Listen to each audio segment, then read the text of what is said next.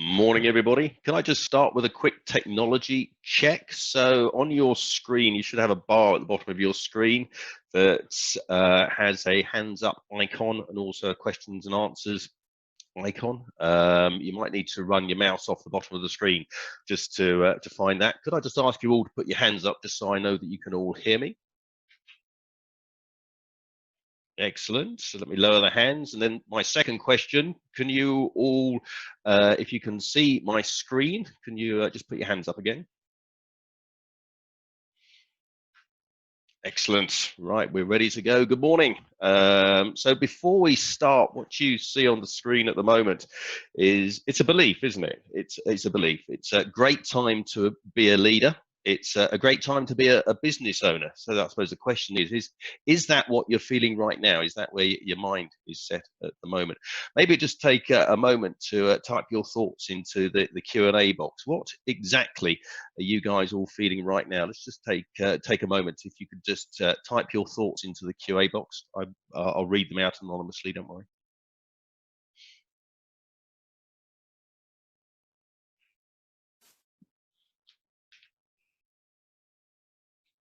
Excitement, interesting. And relaxed, okay, wasn't expecting that one. And then fear.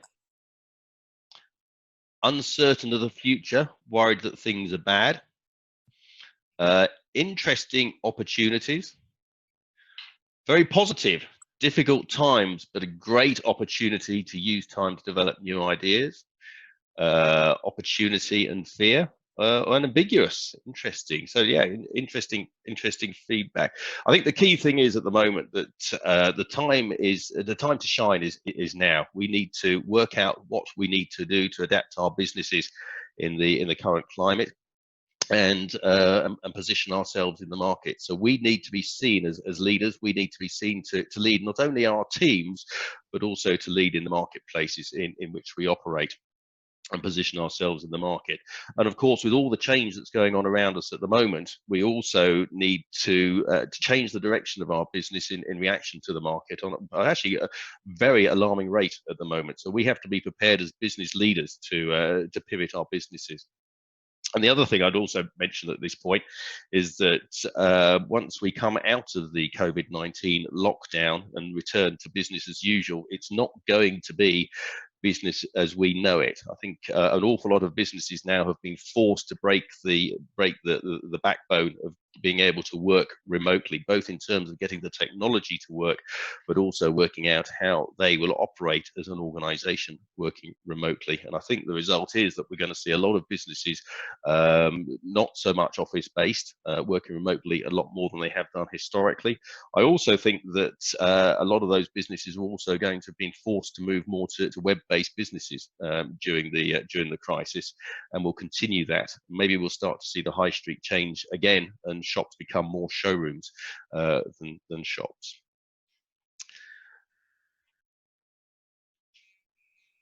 Before we go on, let's just talk a little bit about motivations as well. So Frederick Hertzberg did some studies on human behaviors in the workplace, and he identified 5 key motivators at work, which were achievement, autonomy, being able to work independently of direct supervision, progression and showing progression with your business or through your career. Then, of course, job satisfaction and status. A lot of people actually are motivated by the job title that they have. The other thing that Hertzberg identified was that you can't motivate somebody. So we as leaders can't make somebody be motivated. It is their choice whether they're motivated or not. So we have to work with them to achieve that motivation. But what he did discover was those top 3, achievement, autonomy, and progression, they tended to be the motivators of leaders. The other 2, satisfaction and status, they tended to be the motivators of the followers. So us as business leaders need to work with our team and work with ourselves as well at this moment to really dig into those leader qualities of achievement, autonomy, and progression, and use them to help drive the business. Right, actually, let's just do a quick hands up on this before we move on. A quick show of hands, all those of you who have read Jim Collins, Good to Great, can you just pop your hands up?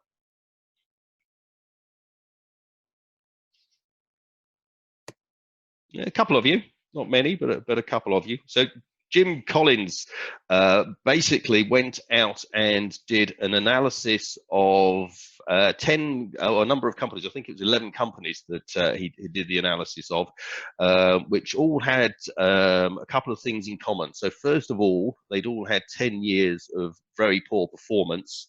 And then they had that suddenly was followed by 15 years of outstanding performance, where all of those companies at least outperformed the American stock market by a factor of 3. And what Jim Collins identified was that the leaders of those companies all had very similar characteristics. First thing is, and he called those level 5 executives, sorry, which is the top of the chart here, and they were all very humble sort of people. So if you ask them why their businesses have been so successful, they almost inevitably would have answered, actually, I had a great team in place, as opposed to it was all me, I was the best leader, I was the man who made the change. They were very much actually giving the credit for success to their team, and also to the prevailing market conditions and their luck of being the right company in the right place to take advantage of those. So Jim Collins, he basically talks quite a lot about the level 5 executives. When you read the book, very little is mentioned about the lower levels, but if you run your way through these, the level 1 is a highly capable individual. Level 2 is a contributing team member, so the highly capable individual now adding to the overall goals of the team. Level 3 is the competent manager, starting to organize the people towards a predetermined objective. And level 4 is really stepping up from management to being an effective leader before we get to level 5, which is those outstanding leaders. So just take 2 minutes, guys, and just think to yourselves, where do you honestly believe you sit on that table at the moment? Are you down up at level 5, or are you down at level 1? I suspect more likely most of the people on this call are probably around level 3, maybe moving into level 4. So be honest with yourself.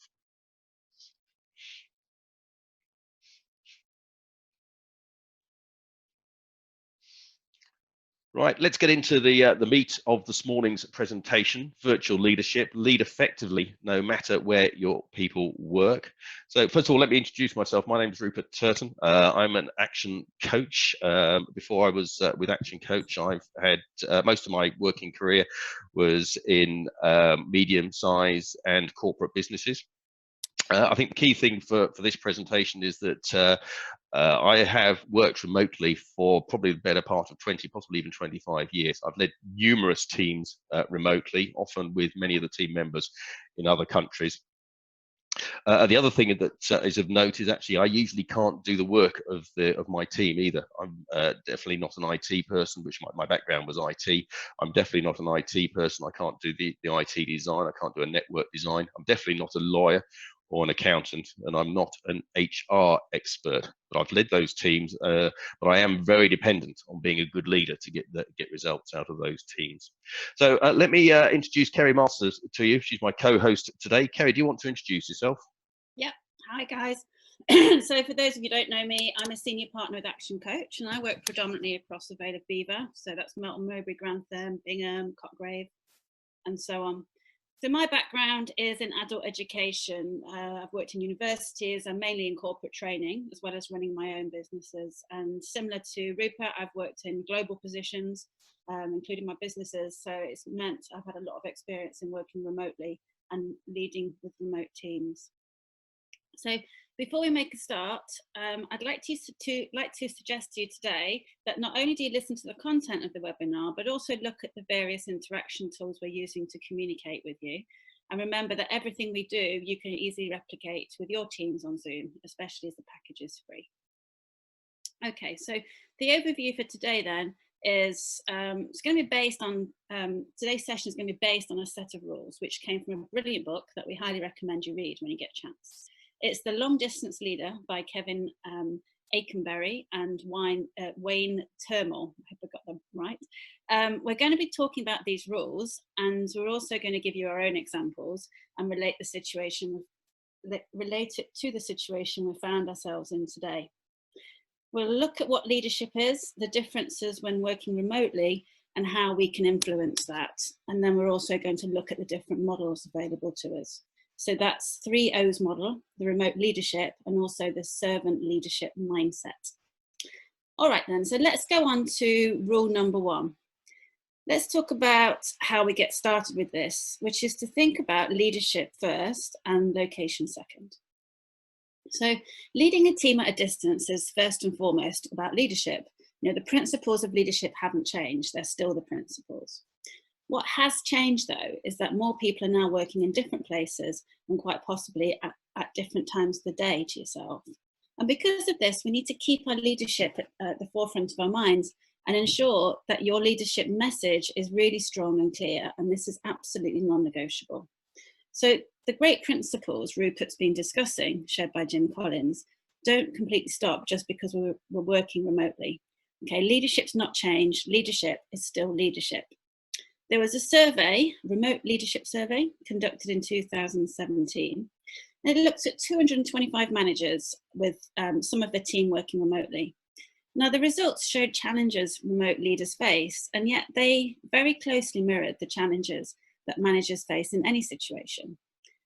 So the survey highlights challenges that come because of the distance between people, but also one of the other things that we don't really think about so much is the technology and how we use technology to bridge those gaps. So right now, as we transition into our new world and then also into a new post-COVID-19 world, leaders are making things happen in this new environment. However, for many, this is down to their sheer determination while they work longer and harder. Of course, we want to succeed in the virtual world, but they're currently doing it through either, just determination, effort, guesswork, and also trial and error. We want to use these models we're talking about today and the rules to show you there's a better, easier way. And it's always better to learn from somebody else's mistakes than your own. So back to the questions that came up in the survey. There were 4 common questions that came up. So how do we know that people are working? So are people pretending to work? Are they skiving off? We feel out of control because we can't see what they're doing. Are people getting enough social interaction? Are they worried about that? So, are your team safe at the moment? How are they looking after themselves? How's their mental health at the moment? And what about their immediate and wider family? How have they been affected by this whole situation? Excuse me. Are we getting good enough feedback to make decisions? So we don't usually have to ask for feedback. We get it daily as we interact with people. So daily feedback on people interaction, performance, customers, all of that feedback now has to be actively seeked out, found, recorded, and it's not coming the way that we're used to having it. So as managers, how can we make decisions now without all the information easily available? And then the last question then, can we be as effective as when we're co-located? So this is a whole new world for many people. I think many of you will be able to relate to these points. Can we have a quick hands up to see who can relate to these 4 questions in particular?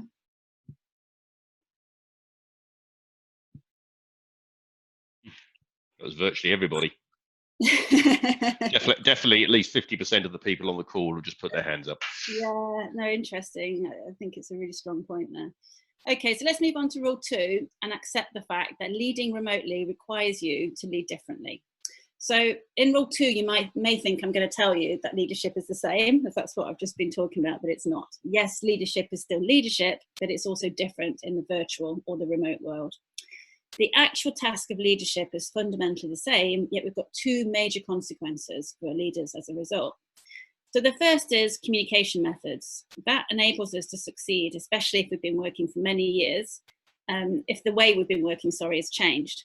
So you may have been really a great leader in face-to-face meetings, but obviously we're not hosts today. And the second main point is that there's a sense of isolation. So, before it was just an emotional isolation. You felt lonely because of the sheer responsibility you had to make decisions. But obviously now you've also got that physically as well. So there have been significant changes, but the act of leadership, itself hasn't changed. So this is the first order change, meaning we need to do the same things, but in a different way. So we need to do something faster, smarter, use different tools, but the task at hand is actually fundamentally still the same. Rule 3 is interpersonal dynamics. These are essential and we have to change to keep up with them. So virtual presence now replaces physical presence, and therefore you have to make more effort to make sure you're both available and visible to your people. Being seen right now is critical to leadership, and this can really suffer in a long distance relationship. Virtual communication changes the interpersonal dynamic. So even if you don't want it to, it's changed. You can't avoid that. When you speak face to face, you get instantaneous feedback.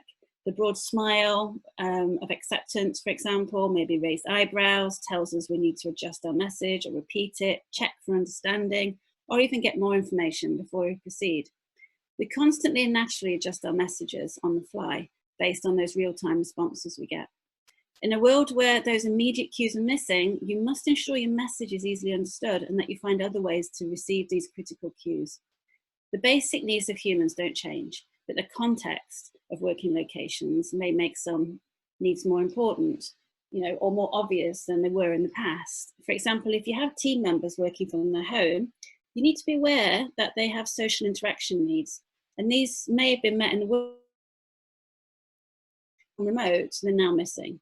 So as a long distance leader, you must find ways to meet those, because as those needs are met, people are better able to focus, complete their work successfully, and get your business done. So let's just use a chat box here. What ideas do you have? How can you find new ways to receive critical cues from your customers and teams? So let's have a quick look at what people are typing in. We don't have a chat box actually, do we? It needs to be in the question and answers, sorry.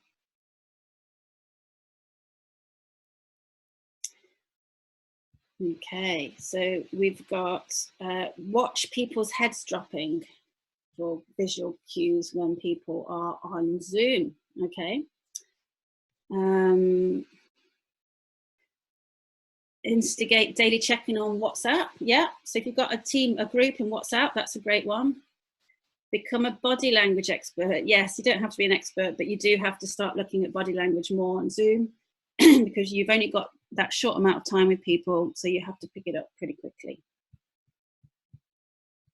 Okay, speak more to people. Yeah, absolutely. Ask them, talk.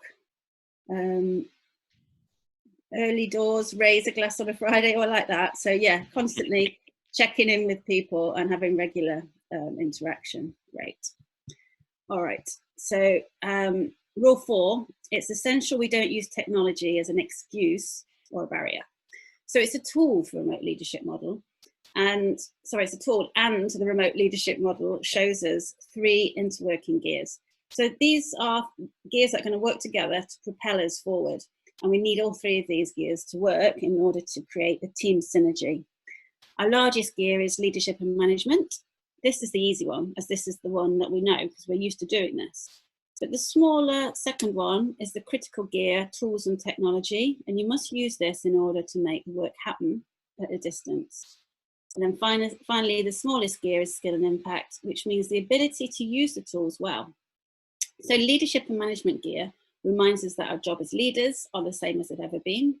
Tools and technology is perhaps the most important difference when we're leading remotely.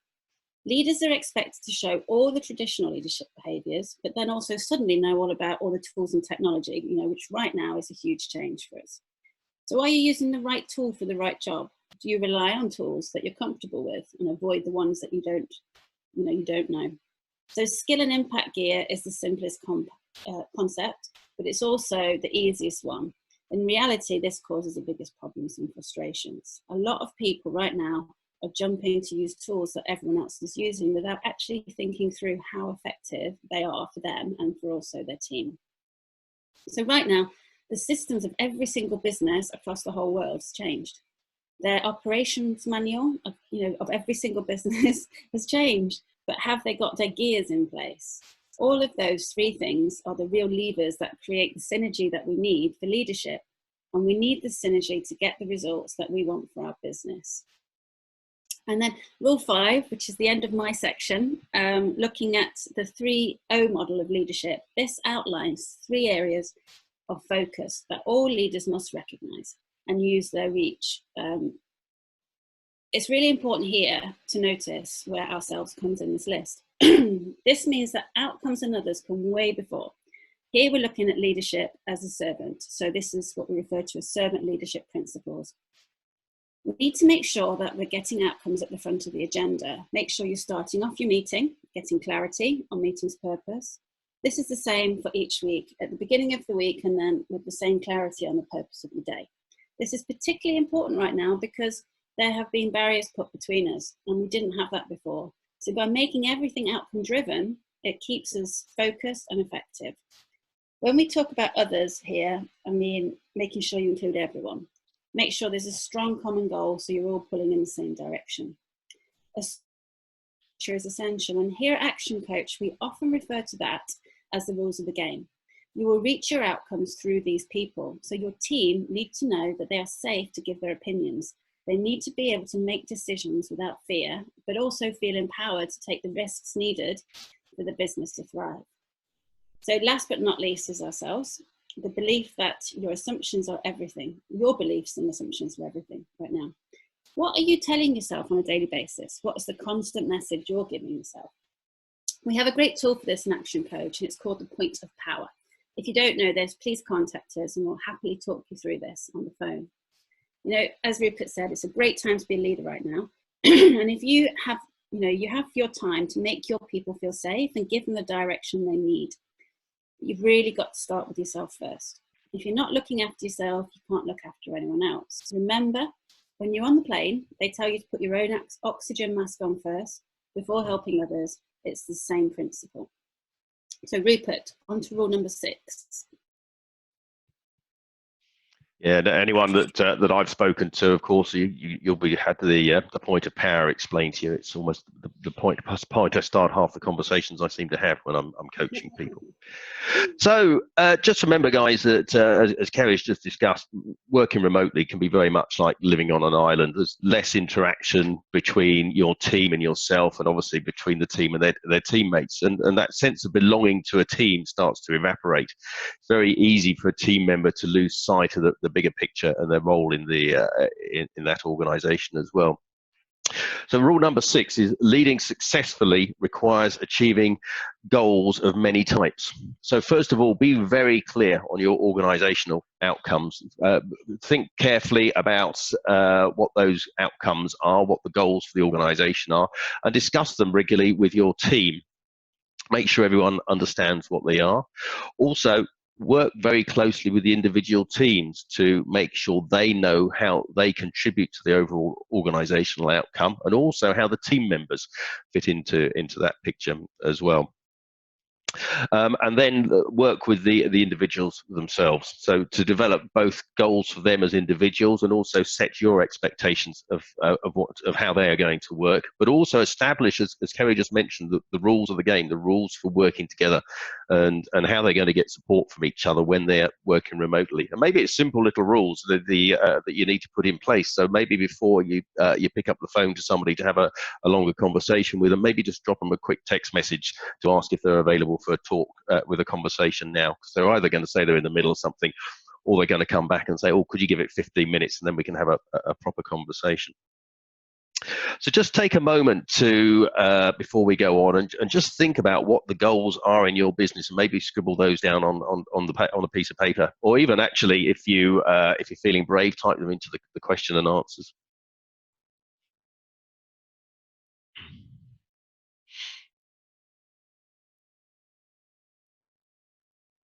And as you're writing those down, actually, I think it's going to be quite interesting at the moment just to see how many of the goals that you're writing are short-term goals. There you go. The first one that's come up is to survive and thrive, which is excellent. Actually, it's the right attitude to go into this with. But those goals that you're working down, how many of those are short-term, so surviving the COVID-19, and how many of those are longer-term goals, so to develop your business over the next 3 or 5 years? Because at the moment, we obviously have to keep a balance between the two. What we need to do immediately to survive and thrive, and what we need to do longer term to grow our business. So of the two we have so far, the brave souls who've typed into the Q&A box, one is to survive and thrive, and the other is to develop new business opportunities, so for 20 new clients. Oh, and actually a couple of other interesting ones just popped up as well. So to show my staff that they mean something to me and the business, and I want them to survive and thrive as well. And to shore up the business and consider the effects of the 5-year plan, which I assume that's consider the effects of the COVID-19 crisis.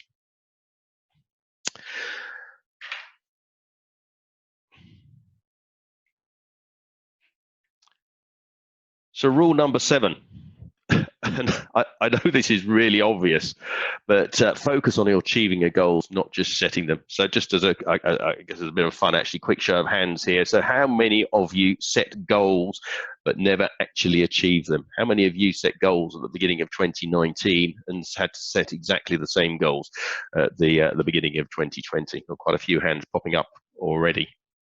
So historically, in my previous life, I would regularly have to go in and fix broken projects. And one of the first things I did after a couple of days of getting to know the team, understanding who everybody was, I'd take some time out. We'd go and sit in a meeting and agree what everyone was doing, what they had to achieve.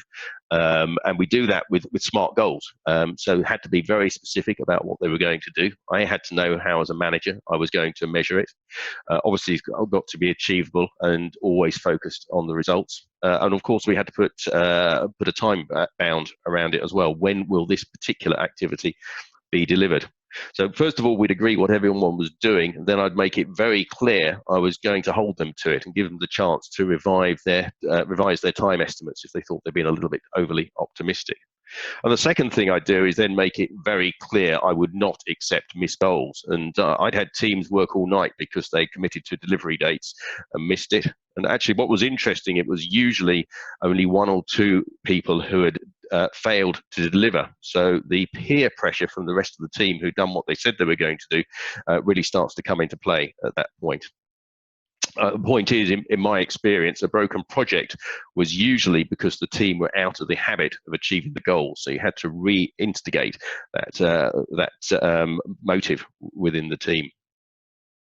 And then also think about how you're setting the measures as well. Don't, obviously it's great, you need to set those long-term goals, think about what you've got to achieve in the next 90 days, over the next 5 years, but break it down into smaller, more measurable chunks that you can measure your performance against. And then put in place performance indicators to know when you've achieved that goal or how far you are from achieving that individual activity. I always used to think of it as standing at the bottom of the cliff and looking up, wondering how you were going to get to the top. So when you first look up, it looks like it's going to be impossible to achieve that goal. But when you start to break it down into smaller chunks, you can see where the handholds are, you can see where the footholds are, you can work out what your route up the cliff is going to be when you start climbing. And also, of course, it gives you a great indication of how you're doing. So when you get to that first ledge, you know you've made that progress. It gives you that immediate indication of progress towards the end goal.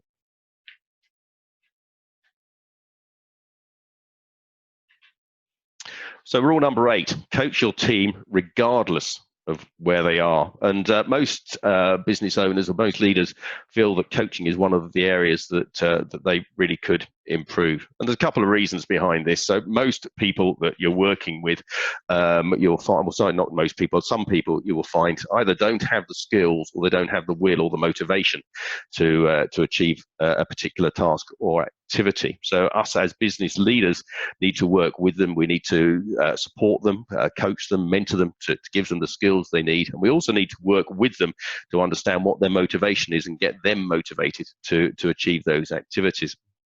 And the reason that coaching remotely is more complicated is simply, as Kerry said earlier, that we can't see the person that we're talking to. We don't have the immediate interaction with them, so we can't see the furrowed eyebrows, we can't see the shrug of the shoulders, we can't see the head hitting the desk. Mind you, I guess we'd probably hear that on a telephone. So every interaction we make needs to be very conscious and very intentional. So make sure it's a two-way conversation. Be very aware of who is doing most of the talking when you're talking to your team members. Also be very aware that you're not telling them what to do. Ask a question and listen to what they have to say. Ask the questions to open up the dialogue box. And the other thing, of course, is when they do something good, praise good behavior, praise good results. So make sure you're reinforcing the behaviors that you want to see inside your team. So rule number 9 is thinking about the ways that you communicate with your team. Communicate in ways that work best for others rather than your personal preference. And we all have a tendency to communicate in the way that works best for us. But can I suggest that you apply the golden rule for the style and method of communication? So do unto others as you'd have done to yourself. Actually, let's take that one stage further. Let's use the platinum rule, because the platinum rule states communicate with others in the way they'd like to be communicated with. So lead others in the way that works best for them. So when you're speaking to them, ask useful questions. Ask how you can be successful in supporting them. Ask them how they want to work with you to stay on track and what you can do to support that. And also ask them real simple questions. How often would they like to catch up? How often would they like a one-to-one? And when you're having that conversation, use non-leading questions. So questions that you don't know the answer to. So the question doesn't define what the answer will be. Well, a leading question, of course, by the way you phrase the question, you know what the answer is going to be. Other things to consider. So within Action Coach, we utilize DISC to assess people's personalities. Great way of understanding how people are going to work together, and also, of course, a way of identifying the challenges in their behavioral styles. So DISC, for those of you who aren't familiar, very familiar to other assessment tools such as, hopefully you've heard of some of these, Myers-Briggs, Insight, or Strength Finder. And ask people how they want to work with you as well. Use neutral questions, but actually ask them the question: what's the way of working that works best for that particular team member?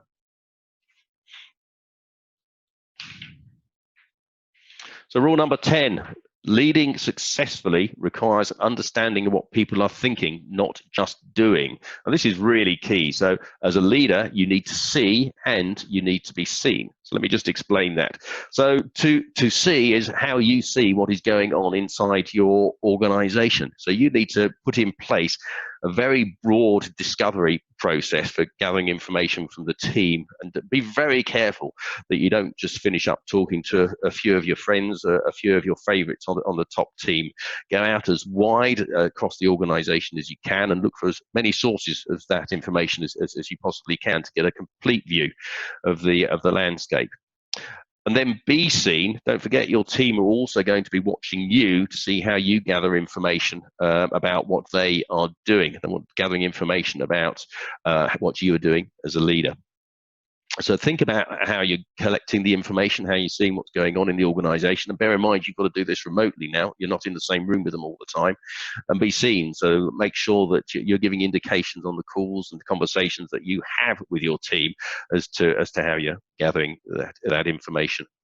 And also be more aware of the impression that you're making. So when you turn up for a conference call, or you go onto a telephone call, think about what you're going to talk about and plan the call out. And also, of course, make sure you're visible to your team. Just because everybody's working remotely doesn't mean you suddenly need to become invisible to the team that you're working with.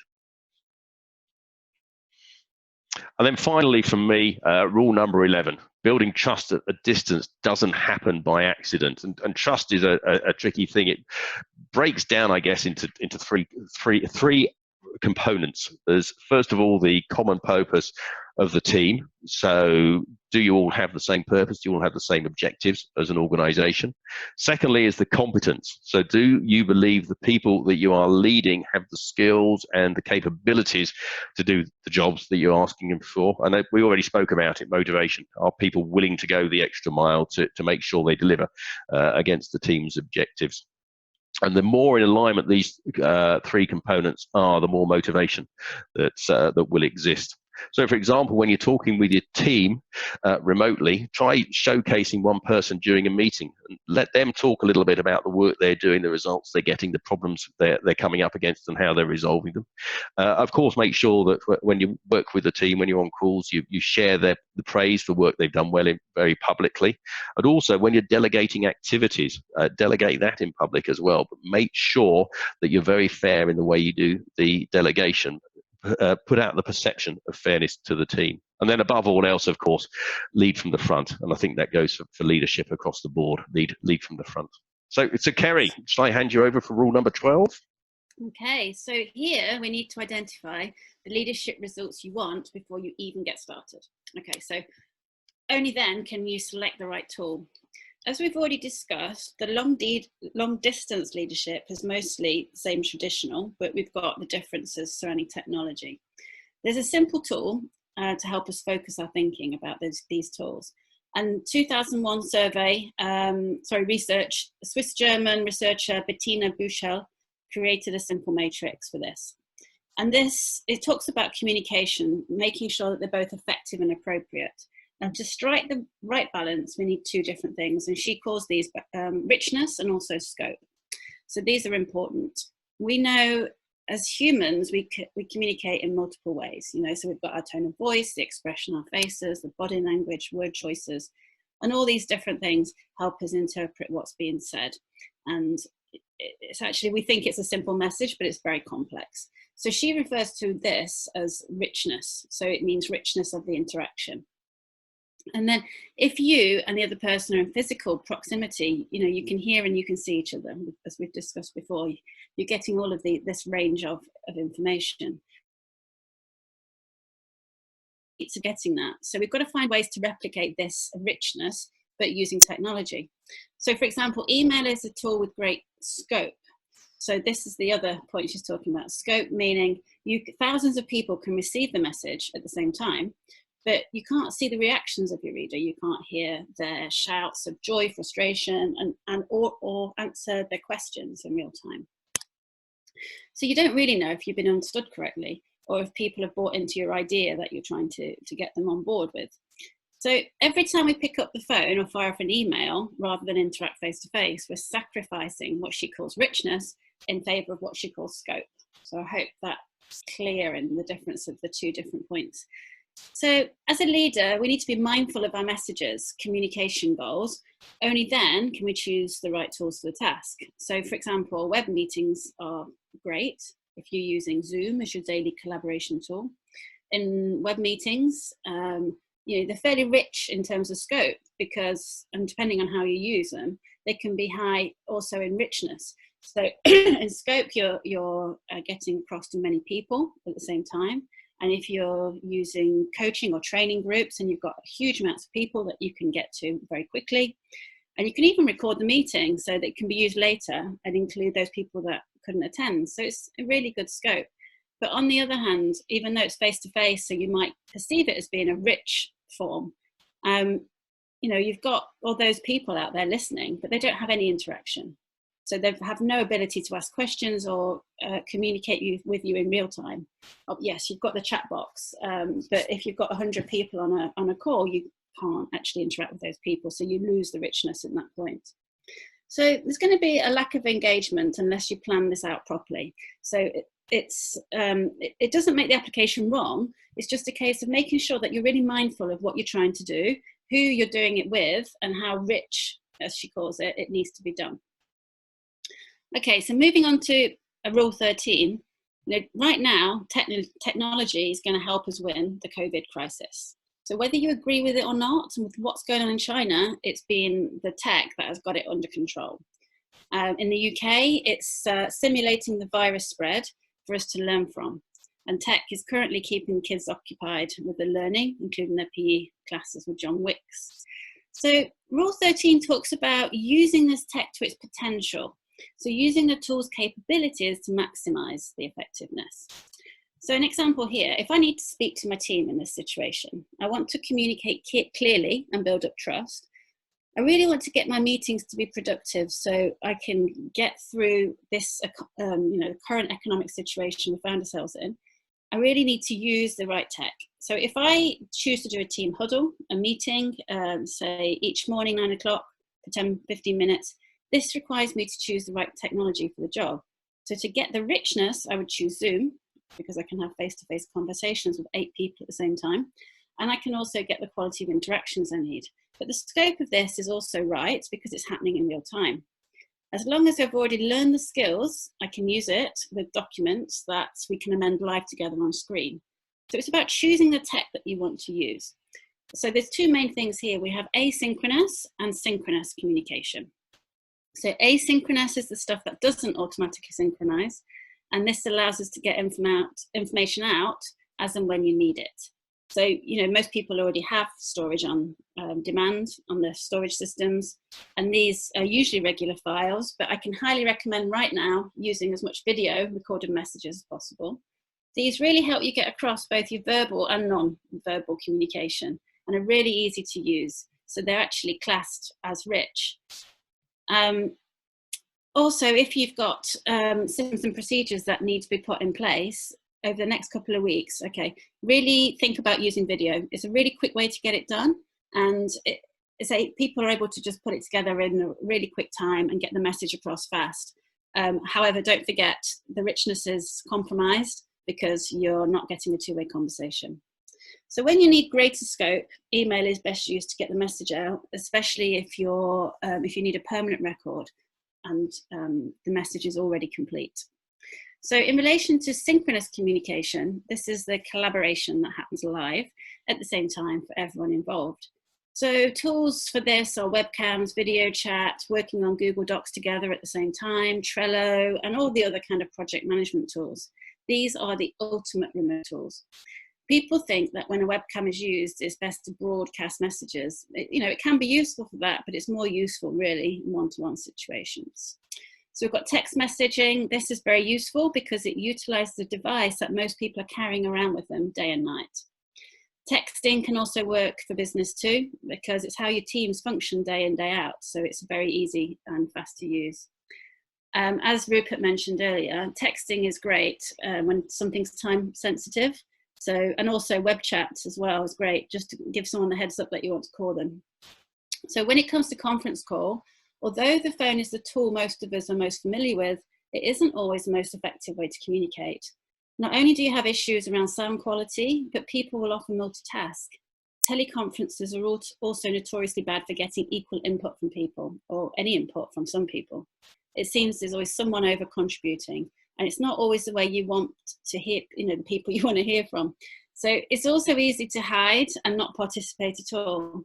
So bear in mind that although the phone is the most familiar, it's not necessarily the most useful unless you learn new ways of working with it. For example, teleconferences can be made really good tool when they have a great chairperson. You need somebody to learn the rules of using them and make sure that's communicated. For example, making sure people take turns to speak, asking before interrupting, and so on. When these rules are in place, teleconferences can be fantastic. So let's just have a quick stop here. Can you please type in the question and answer box at least one action that you're going to do differently going forward? And actually, Kerry, while people are typing in as well, there's been a vote here for MS Teams as a great tool for anyone using Office 365. I'm quite a fan of MS Teams and was a big Skype user in the old days. I think you just got them to say that, Rupert, because I know how much you like it. Yeah, right. Actually, another good point going back a few slides is also actually when you're communicating people, you've also got to listen to the music behind the words. I do like that phrase. It's a nice way of saying it.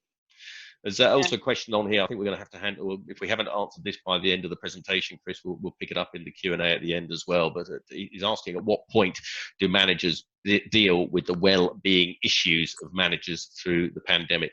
So if we haven't answered that in the presentation, we'll pick that one up at the end as well. That's okay. Sure. Okay, a bit of feedback coming in. Do you want to do these, Kerry, or do you want me to read them out?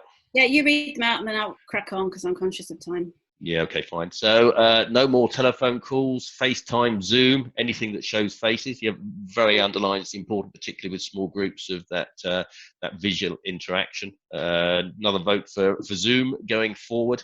And with Skype and FaceTime, individuals have become quite familiar with the means of communication. Actually, it's a good point. The technology's been around a long time now. It's also very interesting seeing everybody's living rooms and kitchens or wherever they happen to be working that day as well. So yeah, check how they're feeling, not just what they're doing. I think that's one of the learnings. And I'm going to showcase staff in our meetings. I do it personally anyway, but it can be great way of getting people up during this period, just actually identifying what they're doing well. Catch them doing something right is always the motto. And you can't just, I was a big fan of actually leaving bottles of whiskey or bottles of gin on people's desks if they'd done a good job, because somebody would inevitably ask why they got a bottle of booze sitting on their desk. But you can't, it works great when you're in office, doesn't work so well when you're working remotely. It's not so bad if you're remote, but you can't really deliver it right now. It's quite difficult, isn't it? Yeah, so getting it there and nobody notices in any case. And then one-to-one video with, so one of the other actions to take, one-to-one video with each remote team worker. Brilliant. Yeah. All right. So rule 14 then, make sure you go out of your way to seek feedback to best serve the outcomes of, to best serve the outcomes. So we're going back to the 3 O's here, the outcomes of others and ourselves. So when you walk into an office, a factory floor, you can sense the mood of a team. And obviously we don't have that right now. So when you sit at home in your home office, miles away from anyone, you're drawing conclusions based on how you feel about the situation, what you've seen in the email threads, what you've heard in a quick conversation with a team member. You know, and as humans, it's really natural for us to assume that everyone thinks like us. And this is something we as leaders need to be very conscious of. So when getting feedback, always start by seeing what you already have. So that means go through your emails, check your meeting notes, previous communications, you know, remind yourself where people were at when you last communicated, and really check and make sure you're giving it time to get your information ready. Because otherwise, basically, this is the tech version of turning up to a meeting, not being prepared if you haven't done that. And it's quite rude because people have already given you this information in one form or another. So, you know, make sure you put the effort in. When asking for feedback, identify the people you trust. Okay, so we refer to this as a trusted advisor. Please don't confuse this with the people that you like, and the people, especially not the people that always say yes to your ideas. So another point is, don't ask people if everything is okay. All right, always ask open-ended questions to make sure you get better answers. So things like, based on what you've heard, what about this do you think would work? Or what do you think a problem would be if we did this? How do you think people would respond to this? And why do you think they would say that? So if you really want good feedback and input from your team, you know, if you get this, this is really going to help you progress the team and progress your outcomes. So make sure you take the time to use the tools in the ways that you're making sure you have rich conversations. Because if you're not having rich conversations, then you're not going to get the right amount of feedback from people. And then we go on to 15. And talk about beliefs and self-talk, you know, what's going on. Remember, the voice in your head is the biggest performance-enhancing drug in the world. And, you know, at the same time, it can be the biggest performance-debilitating drug in the world. Nothing will debilitate your performance more than the voice in your head. But the good news is nothing will increase the performance more so than the voice in your head. So I'm talking about you as a leader here. It's so important to identify these beliefs. How are you going to lead? It's a great time to be a leader. So let's start with that one, and the next beliefs will just roll out of you. Of course, you've got to have a healthy self-image. If you're not feeling good about yourself, then you're going to struggle to lead right now. So some of the warning signs that your internal dialogue is going in an unhealthy direction, as well as how to steer it clearer. So words like, you're an idiot, this is the worst idea ever. So at times like this, when you start to notice yourself talking to yourself this way, it's okay to revert to the primary school child and go along with, well, who says so? You know, if you ask that question when you speak to yourself in this way, it takes you back to the neutral facts. So what we're looking at here is emotion versus logic. We need to make sure emotion isn't taking over. What evidence is there to support or deny these ideas that you're telling yourself? We can't all be positive all the time, but the main point here is to make sure your positives outweigh your negatives. And that way, when you have negative talk, you're able to take a step back and actually see it for what it really is. So, you know, we need to remember that even the top sports people in the world get help for their own self-talk. As coaches, this is probably one of the most important things that we do.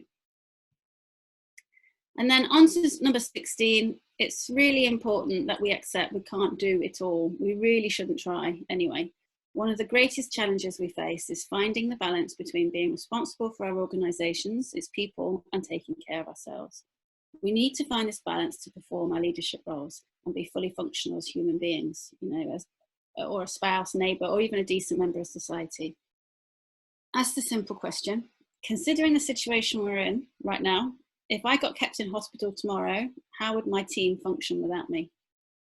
There's a lot of power in this question because it forces you to look at things and remove your ego from the situation. So remember, systems and processes are king here. Systems run a business, people run the systems, and you lead your people. Leadership is an important part of our Action Coach 6 steps. Leadership is right up there. You lead your people and the people run the systems run the business. So do that and the business will take care of you. You know, you don't need to do it all. It's really up to you to identify the areas where your team can handle your activities. Rupert.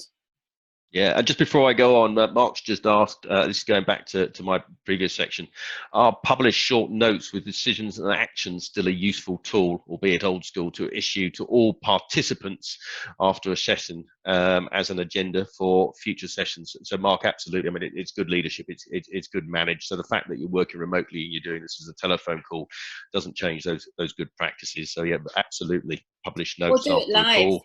It's faster if you can get people to add their notes in a collaborative way, because then someone's not having to go through, unless you've got somebody who's an admin person who can do that for you. Somebody can keep up with the typing. But yeah. So absolutely. I mean, the key thing underneath all this is actually you still need to have a note of the conversations that were had on the call, and also make sure that you've got a list of all the actions so everybody knows what they've got to go and do after the call. And also, of course, you've got something to refer back to after the conversation. Yeah, absolutely. Right, on to number 17, balance your priorities to be a remarkable long-distance leader. So know the difference between self-preservation and selfishness, of course. And also your values will determine how you decide what is truly important. So really think very carefully about your values and how you want the organization to be shaped up. I mean, fundamentally, it all comes down to the fact that everybody has the same amount of time. We've all got 168 hours in the week, and we're going to be sleeping for a good chunk of those as well. Plus, of course, we've got to eat and do other things as well. The real question is, how are you going to use that time? And we had a great example of this actually. So last Friday, internally, we had our operations meeting, and as we went through the log, we hadn't achieved virtually nothing on the log had been achieved. And the reason was we had to adjust so quickly after the last meeting, because on the following Monday, Boris had announced the COVID-19 lockdown. So first of all, we had to check that we were okay and sort our heads out, because this, let's face it, is pretty unknown and scary territory.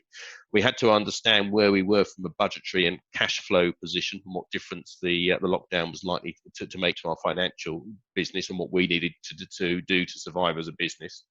We had to think a bit about how we were going to look after ourselves, because we've now got to think about how we're going to do exercise and socializing and things like that. And obviously we've got to walk the dog, becoming quite an expert on House Party and Zoom over the last few weeks. And then we had to take some immediate actions, to having looked at what we needed to do, take some immediate actions against that plan as well. It was actually during this time also that we realized that we could be helping others in the business community get through the crisis. We noticed a lot had sort of been paralyzed, not knowing how to move forward. It was at that point we decided that we would provide the gifted coaching sessions that you've probably seen us publicizing over the last few weeks to local businesses who that we probably wouldn't otherwise engage with, but actually a conversation, hopefully we can give them a few clues and direction as to what they need to do inside their business, and what they need to do immediately to make sure that they survive COVID-19.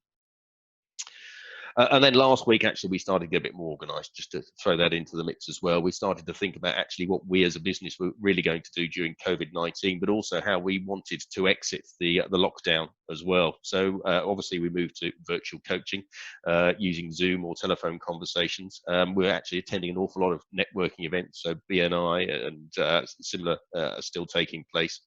And also you'll have seen some of the seminars that we did to help out the local business community. So Kerry and Angela, who's my wife and also a partner in the business, did a presentation on the 11 rules for surviving COVID-19. A couple of those we did last week, and also a session on basic budgeting for those people who've never really had to sit down, do their budgets, and understand their cash flow. So there's an awful lot. We then decided we wanted to contribute to the community to help them through the lockdown and the crisis.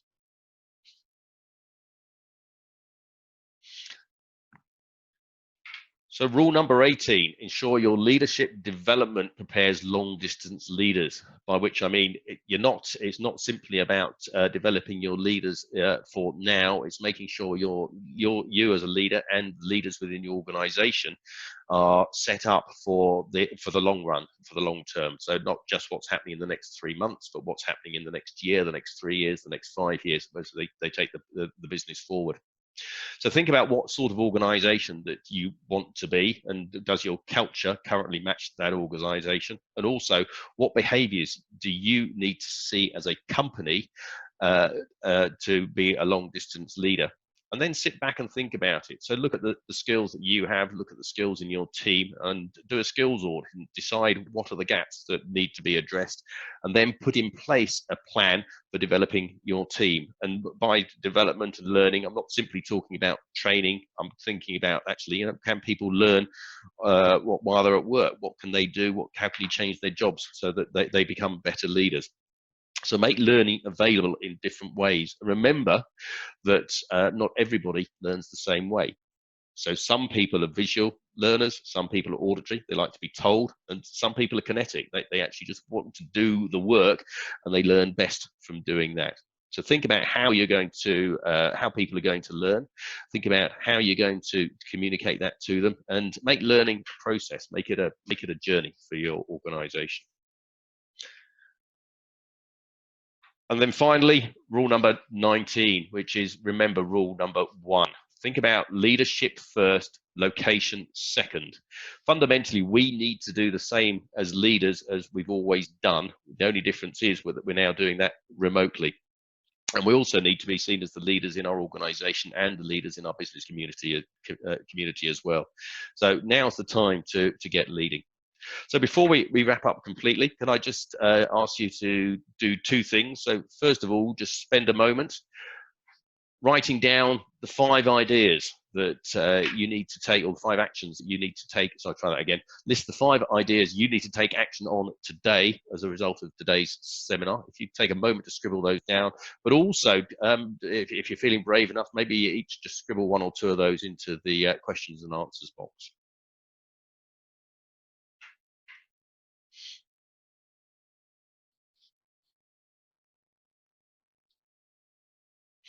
Actually, a couple of nice comments in the box as well. Just seeing one that says, this time has really brought people together and business together. I'm loving seeing how we're supporting each other. Yeah, I absolutely agree with that. So many businesses are giving their time away to other businesses to support them through this. I'm seeing it from both the IFAs, obviously quite busy at the moment, accountants, HR, the HR consultants are very busy.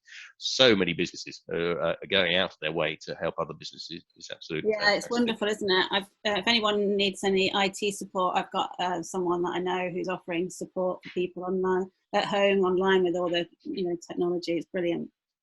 You should contact them, Kerry. What do you mean? A couple of these coming through. Review and clarify my vision and make sure everyone understands and buys into it for existing business and new ventures. Excellent, good one. Very good, actually. Yeah. I'm going to section off my business and give each member of staff full responsibility, and then liaise regularly with them individually, as well as a daily coffee e-meeting. Oh, absolutely, yeah, you've got both parts there. So you're defining the objectives, delegating effectively, and then making sure that you check in with them to see how things are going. That's a great combination. And then the other thing to do, guys, while some of you are still typing in, so I'm very conscious of the time now as well, is develop your 90-day leadership plan. So think about what you need to do over the next 90 days to obviously make sure you thrive and survive during the COVID-19 crisis, but also you've got to balance that against your longer-term business objectives. For those that will be helpful to, we're only doing this during the COVID-19 crisis, but to help any local business, if you're interested in having a pro bono leadership strategy session with either Kerry or myself or Angela, just to look at your business, understand where you are today, what needs to change as a result of changes in your marketplace, and then what are your immediate goals versus your 3 years objectives for the business. and also what are the obstacles that are likely to get in the way. If you'd like to spend some time with us having a leadership strategy session, please contact us directly after the call, and we'll be happy to book some time with you. The next slide, let's move to that now. So these are our contact details. We'll also circulate these to you shortly after the call as well, so that you know how to contact us, and give you the details of the pro bono leadership strategy session at the same time as well. So that's great. Can I just point out that anybody that didn't attend the webinars we've done so far, they're on our website, so you can go back and look at those in your own time. Cool. Right, so a couple of questions. So one question we didn't, I think we covered, but we were asked earlier on in the call about well-being during the lockdown, and I think that the point we've been trying to make throughout this is actually you need to have those regular interactive sessions. So actually having a team huddle first thing in the morning, doing the one-to-one within Action Coach, we call it a whiffle, which is what I feel like expressing, which is where you let somebody basically offload what's on their chest for a couple of minutes on a call, just so everybody gets their voice. The key thing under all this is actually giving people the chance to communicate with each other, and really in a not quite an artificial way, but try and set up those social interactions for people as well, so you can all keep an eye on each other. Active listening, if I could just talk about that. Active listening is really important. So what I mean by active listening is you actually stop and you listen. You don't just let someone talk. And that's something that we often don't get a chance to do. So if you're doing active listening, so when someone's spoken, you can actually repeat that back to them because you're paying attention enough. So please, make sure you're considering how active your listening is, and it's not just something that the emotions that you're going through that you do every day. Sure. Excellent. So just finish off with a couple of the actions that people are going to take. So giving time for free to help others. That's an excellent one. I like that one a lot. Quite a list here. Ask more open-ended questions of the team. Ask if they need any more support. Ask how often they want a one-to-one. Send everyone a small gift to let them know how much I appreciate their efforts. And continue the development of the new business. Actually, all of those are excellent. So obviously, some of those we mentioned, a couple of those, of course, that we didn't touch on during the presentation as well. Yeah, thank you. Think about the impact of the changed office location on individuals and how the lack of social interaction affects their team members. Absolutely. That's a thank you. So there's a couple of nice thank yous coming in here. Silent is an anagram. Listen. Oh, wow. Yeah, excellent. Yeah. I've never heard that before. That's great. Yep, looks like it's correct. Yeah, excellent. Okay, write that one down. We'll be using that one in the next presentation. Exactly. Yeah. Okay, well, thank you everyone for joining us today. For listening. I hope it's been a useful session. We'll contact you with our contact details afterwards, and of course the details for the pro bono leadership strategy session as well. Thanks for your time, guys. Take care. Take care. Bye-bye.